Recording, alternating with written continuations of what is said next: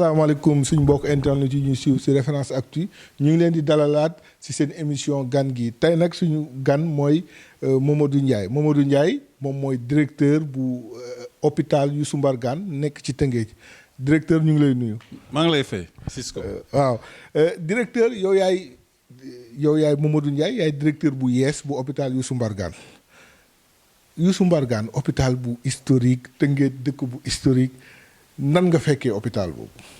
waaw jërëjëf Cisco hôpital Youssou Mbargane su ma nee tey jii fekkee naa ko situation boo xam ne situation bu ñu war a améliorer la bu ñu war a defaraat yokkoon. capacité yi. mën-mënam dañ ko war a yokkaat. ndax hôpital certes hôpital niveau 1 la dafa jóge ci centre de santé egg si hôpital tey mais des na lu bari des fekk naa ci ressources humaines yi ci plateau technique bi à travers matériel bi. et ci côté financement yi aussi yooyu donc parce que hôpital kii di hôpital boobu ko defar da nga wax waxu financement. waaw donc hôpital daal en gros bu ñu war a defaraat la sur tous les plans. hôpital daal boo xamante ne soxla na faj moom ci boppam. soxla na tuuti faj waaw tuuti faj mu gën a développé. bu gën a développé certes hôpital la mu ngi faj. mu ngi def bu baax am nañ 18 médecins spécialistes. loolu kooku am na hôpital niveau région yu bëri amuñu ko. man région boobu jógee amu fa. Matam hôpital Ourossogui j'étais le directeur pendant 5 ans juróomi at. fa laa jóge nii ñëw fii waaye li fii am Youssou Mbargane amul foofu. donc li fi am mooy côté organisationnel. dañ koy gën a organiser gën ko defaraat yenn points yi rek. pour hôpital bi ne vraiment hôpital bu digne pour Rufisque. hôpital bu digne pour Rufisque yow sa ambition. def nga 5 ans. Ourossogui Matam ñëw nga fii sa ambition boo fiy jógee lan la. bis ma fi jógee ñaanoon naa leen yàlla bu ci yàlla. andee fii ak maximum je dirais 2 ans 1 an 2 ans. hôpital bi atteindre vitesse de croisière bi ñu soxla. parce que hôpital dafa war a dox ci ay normes. te Youssou Mbargane quoi qu'on dise normes yi des na. boo xoolee boo dugg ci hôpital bi. li lay njëkk a frappé mooy condition d'accueil bi. hôpital bi ci buntu ba boo xoolee fan yee passé dama déggee puis tout ce qui est clando yooyu. boo rombee tey ji hôpital doo fa gis dara ci buntu bi c'est vrai. te foofu yëpp dañ koy pavé dafa fa ay garab. ba mu rafet niru hôpital. accueil boobu mooy le maître mot aujourd'hui accueil orientation. il faut bien accueillir les gens pour gars yi amat confiance population yi am confiance ci hôpital bi. parce que dafa am lu brisé wu tuuti entre population yi ak hôpital bi. dafa am confiance parce que gis nañ fi ay njombe yu fi am yu bëri yoo xam dañ koy askanelee hôpital boobu est-ce que loolu tamit taxul mu confiance bi kase. exactement yow si ko xam nga hôpital baax parce que fi nga dëkk donc doomu Tëngéej nga xam nga donc hôpital bi li fiy jaar lu bëri ci li tax mu gars yi xaw ko démystifier tuuti yooyu la grève yu dul jeex. mu ñëw ñu naan la médecin bi nekk fii médecin bi am fa donc yooyu yëpp tey jii waxtaan nañoo ak syndicat yi yëpp ñoom ñëpp li ñu wax mooy il est temps nag ñu toog jot ak liggéey ci jub nag ak transparence man loolu laa xam parce que mënuñu réussir des choses à Ourossogui bañ ko réussir Youssou Mbargane te fii mu ëpp capacité mu possibilité mu ëpp opportunité mais day laaj nag liggéey nga nekk ci cadre bu dal ni ñuy toog liggéey jublu ci liggéey jublu ci liggéey mais ci jumtukaay yu ñuy liggéey est-ce que le plateau technique mat na pour hôpital bi li nga ko yéene mu doxal ko. plateau technique mu ngi fii su ñu nee plateau technique dafa am ñaari volet. dafa am volet ressources humaines de qualité. am volet matériel booy liggéeyee. loolu la ñuy boole mu ne plateau technique relevé. maintenant bu dee ressources humaines de qualité. am na fi à suffisance ndax am nañu fukk ak juróom-ñett médecins xarañ 18 médecins spécialistes yu xarañ yu fi ne. des jeunes vraiment capables yuy def d'ailleurs ñoom ñoo téye hôpital bi. mais ci côté matériel bi moo xaw a des. su ma la waxee service mel ni radiologie bi amul sax scanner. amul scanner. hôpital bi mel ni hôpital départemental comme Tëngéej amul scanner loolu xaw na nu musiba tuuti. mais ñu ngi ci la mairie décidé na indi fi scanner nu mu gën a gaawee. parce que ministère de la santé moo jàpp ci hôpital moom kese mooy def. mais ministère rek mënu jàpp moom ci hôpital ndax ministère li mu yor ci ay hôpital ay poste de santé. dafa bari ay centre de santé. il faut que pour développement am.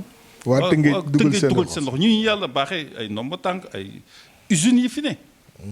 usines yi fi ne parce que fii am na par exemple am na industrie bu gën a mag ci Sénégal benn bi mi ngi fii.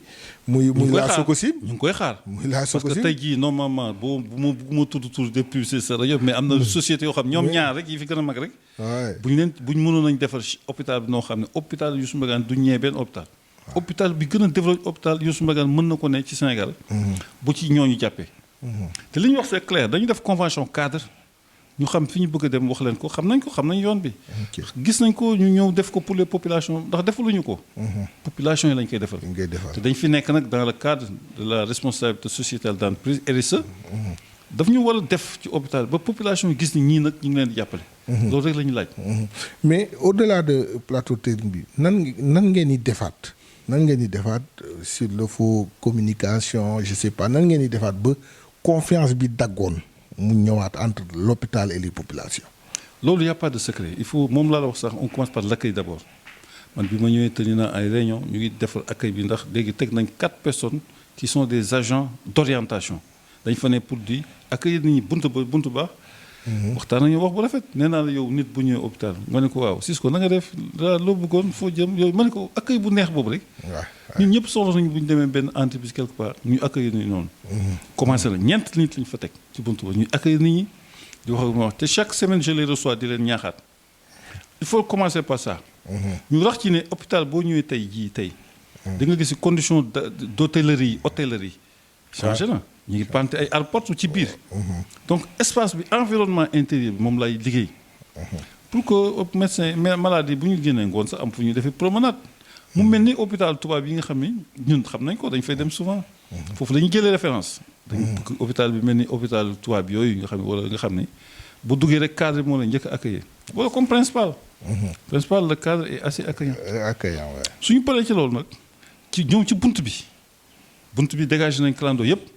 dégage dara amatu fa léegi dañ koy pavé ba mu rafet def fa ay arbre yu rafet ko xool ku romb xam ne Youssou Mbargane nag xam nga loolu déjà am na lu muy joué ci psychologie population ñu gën a sawar ñëw fii dootuñu ragal hôpital bi te yokk nag léegi comme ressources humaines am na fi mais ne maintenant matériel bi donc loolu suñ ko defee daal gis nañu nit ñi dinañ amaat confiance hôpital bi di leen ñaax nag à travers des séances de formation continue di wax suñu formation suñu personnel sur l'accueil l'orientation tey loolu mooy le maître mot dans les hôpitaux l'accueil l'orientation et jouer sur les conditions d'hôtellerie parce que nit fu mu dem boo ko yëgul mais surtout ku feebar encore mais aussi gis nañ conditions yooyu gis nañ ni hôpital dafa mel ni lu xat waaw est-ce que yooyu tamit am ngeen ci ay kii pour régler ko parce que dafa mel ni espace bi dafa xaw a encombré ba tuuti na lool ka mais moo tax man bi ma ñëwee il y avait 3 services 3 logements boo xoolee logement du directeur logement du chirurgien ak logement beneen 3 il y avait 3 logements yi actuellement boo xoolee tey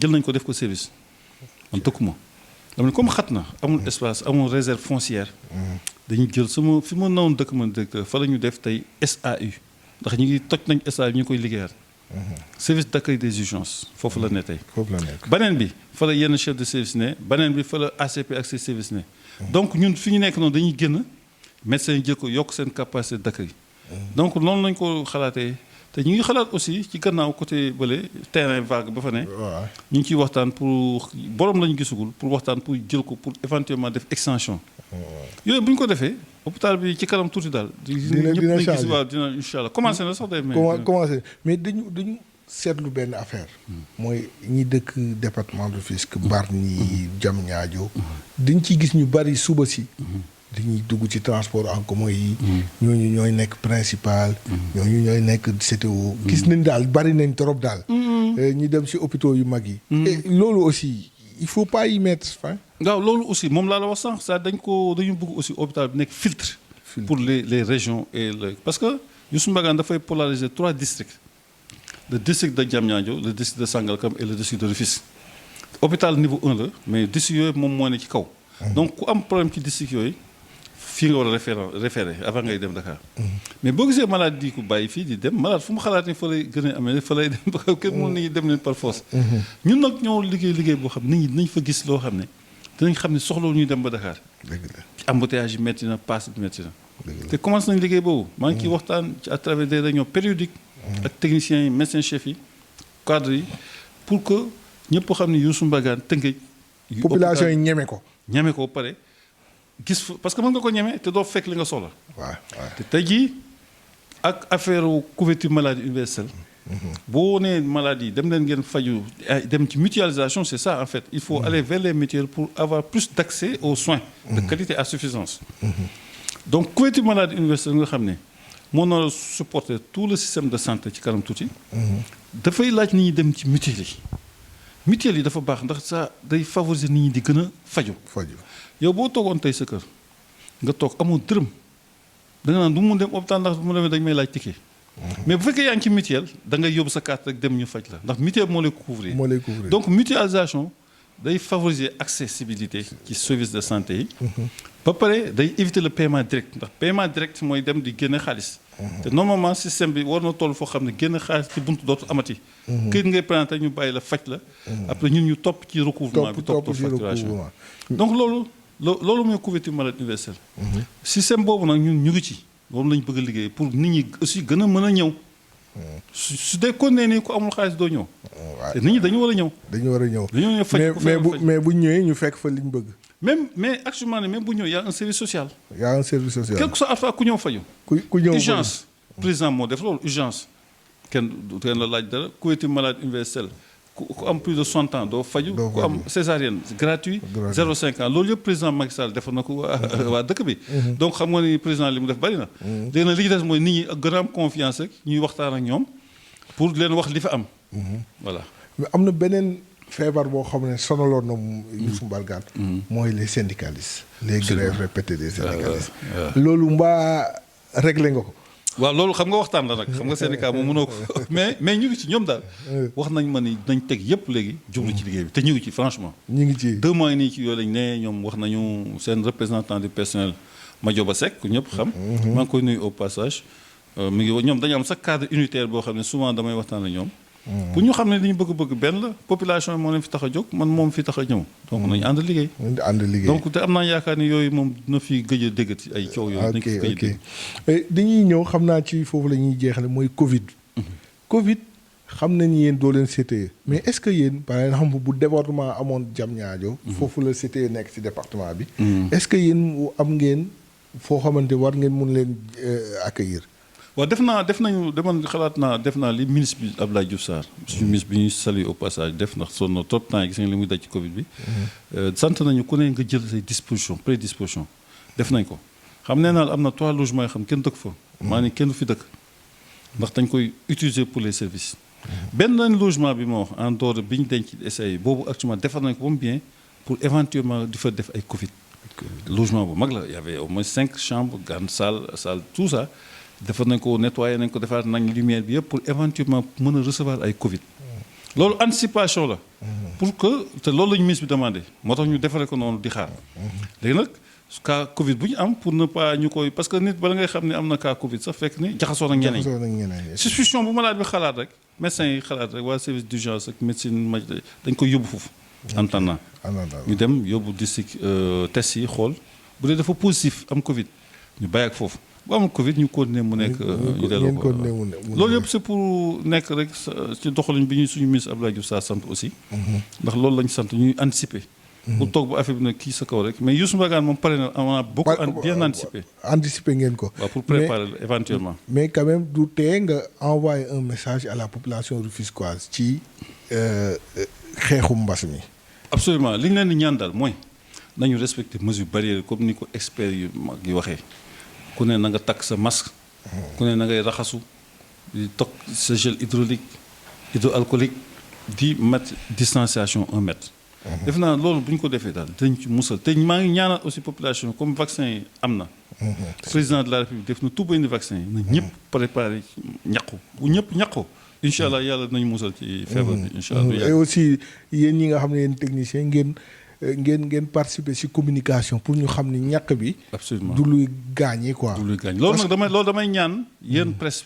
ak mbokk presse yëpp ñuy jege ci hôpital di ñëw. di wut ci information. déjà man loolu dama koy soxla sax. di communiquer ak presse bi. incha allah di leen booleeg médecins yi techniciens yi ñuy waxtaan ak ñoom di leen wax. incha allah defe naa loolu c'est essentiel donc maa ngi profiter ci occasion bi pour lancer appel à toute la presse.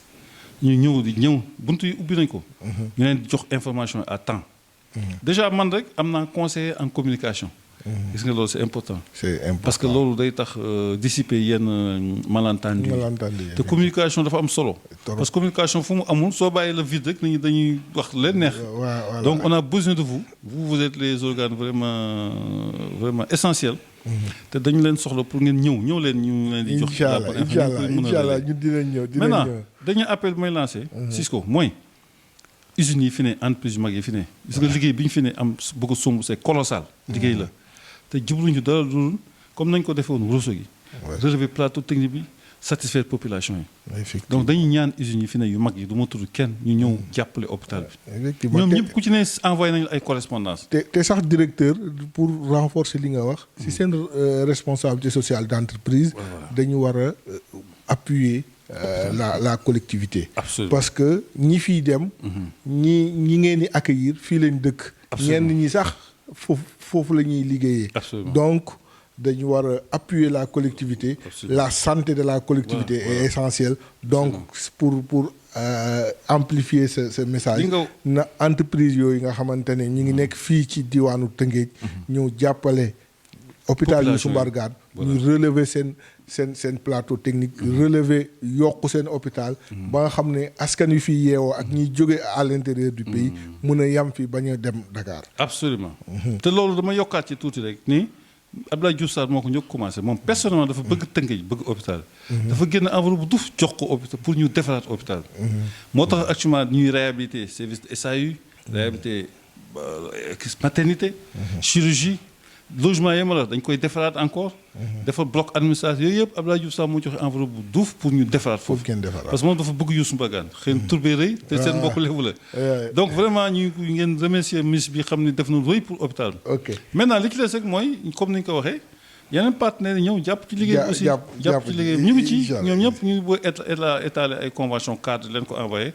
mais ñu bëgg ñu réagir daal gisaguñu leen te ñu ngi leen ñaan ñu gaaw réagir. incha allah et on compte sur vous pour ça. dinañ réagir incha allah mu nekkoon suñu gan di Mamadou Ndiaye. nekk jiite lii di hôpital Youssou Mbargane. sa dernier kàddu balaa ñu tëj. waaw si ko sama dernier kàddu jëmale ko ci population rufisquoise yi mooy ñoom ñëpp. ci début d'année bi bu ma leen souhaité ñoom ñëpp une très bonne année ñu leen ñaanal ñoom ñëpp yàlla taxawu leen ci année 2021 yàlla may leen ci santé wér gu yaram gudd fan. monsieur leen ci cat ak lamine seytaane yëpp. leen ñaanal nag yàlla bu fi kenn feebar. waaye ku feebar nag ñu amal confiance ci Youssou Mbargane nga ñëw faj di nga fa fekk fajkat yu xarañ. dañu yokk matériel bi defaraat hôpital bi daal te ñu xam ne hôpital bi seen hôpital nañ ñëw. te fi mu ne nii bu ñu ñëwee dinañ commencé gis changement yi. dinañ commencé gis changement yi. waa kay jërëjëf Mamadou Ndiaye ñu ngi lay sant di la gërëm mu nekkoon Mamadou Ndiaye directeur hôpital Youssou Mbargane moo nekkoon suñu gan ci émission gan gi di leen dig daje beneen jotaay ak beneen gan.